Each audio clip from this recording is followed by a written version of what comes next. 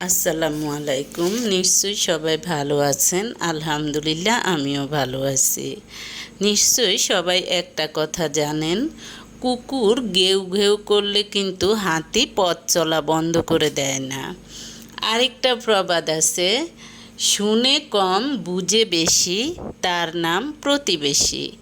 অর্থাৎ কিছু মানুষ আছে, তারা কি করবে, দেখা যায় যে শুনবে কম, এই স্পষ্ট ঝাপসা কিছু শুনলেও সেটা দিয়ে অনেক রচনা বানিয়ে ফেলে তারপর দেখা যায় যে বিভিন্ন মানুষের সাথে বিভিন্ন রকম সমালোচনা করে, তারপর বিভিন্ন রকম অথবা ঝগড়াঝাটি করে।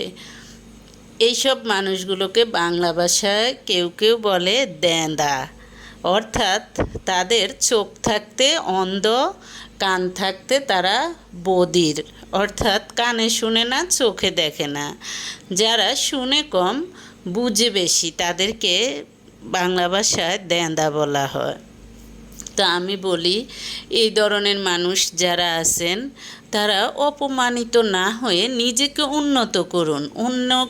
অন্য আরেকজন আপনার নামে কি বলেছে সেটা দেখা যায় যে হালকা শুনে সেটা দিয়ে বাক্য রচনা তৈরি করে সেটা বিভিন্ন জায়গায় বিভিন্ন রকম ছড়িয়ে নিজেকে আপনি ভালো সাজাতে যাবেন। কিন্তু যখন দেখা যায় যে এই কথাগুলো বিভিন্নভাবে প্রমাণিত হয় বা আপনি মিথ্যা প্রমাণিত হলেন, তখন আপনি নিজেই লজ্জা পাবেন।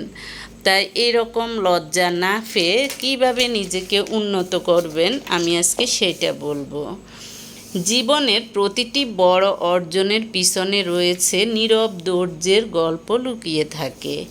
প্রতিটি সূর্যোদয়ের আগে রাত সবচেয়ে অন্ধকার হয়। তাই আশা ছাড়বেন না, ভালো কাজ করে যাবেন। নিজের সময় আসবে, শুধু লেগে থাকুন এবং ধৈর্য ধরে কাজ করুন। ফলের জন্য নয়, নিজের উন্নতির জন্য কাজ করে যাবেন। ধৈর্যশীল মানুষ সমস্যা নয়, সমাধানে মনোযোগ দেয়। সময় হয়তো ধীরে চলে যায়, কিন্তু তার বিচার কখনো কিন্তু ভুল হয় না। ধৈর্য আপনাকে ভেঙে পড়া থেকে নয়, আরও শক্ত হয়ে ওঠা শেখায়।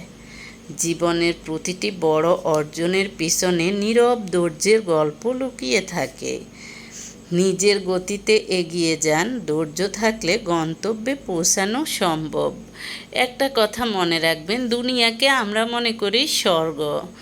এই যে আদম আলাইসাল্লাম ছিল কিন্তু স্বর্গে, তখন আদম আলাইসাল্লাম দোষ করাতে আদম আলাইসাল্লামকে শাস্তিস্বরূপ দুনিয়াতে পাঠানো হয়েছে।